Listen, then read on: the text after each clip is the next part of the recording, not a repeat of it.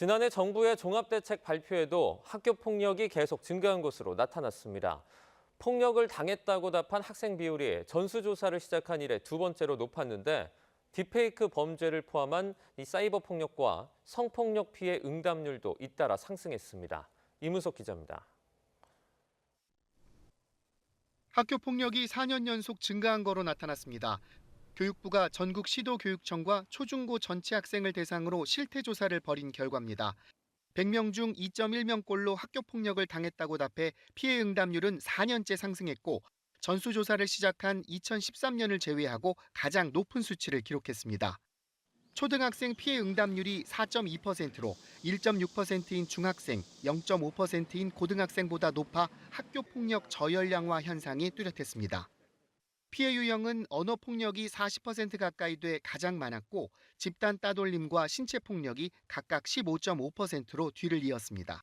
특히 신체 폭력은 지난해 전수조사 때보다 줄어든 반면 딥페이크 범죄를 포함한 사이버 폭력과 성폭력은 늘었습니다. 학교 폭력을 목격했다고 답한 비율도 5%로 지난해보다 소폭 증가했는데 초등학생이 8.5%로 제일 높았습니다. 피해 뒤 주위에 알리거나 신고했다는 비율은 92.3%로 지난해와 같았고 폭력을 목격하고 방관했다는 비율은 30.5%로 조금 줄었습니다. 지난해 초 정부는 학교폭력 가해자에 대한 조치를 강화하는 내용의 학교폭력 근절 종합대책을 발표했습니다. 교원단체들은 그런데도 학교폭력이 계속 증가세를 보이고 있다며 더 강력한 대응 방안이 필요하다고 지적했습니다. 사후 대책에 그치다 보니까 이제 예방적 측면이 굉장히 이제 미흡하고 학교 폭력의 그런 발생 원인이 매우 복합적이기 때문에 여러 가지 예방 대책이 필요하다고 봅니다.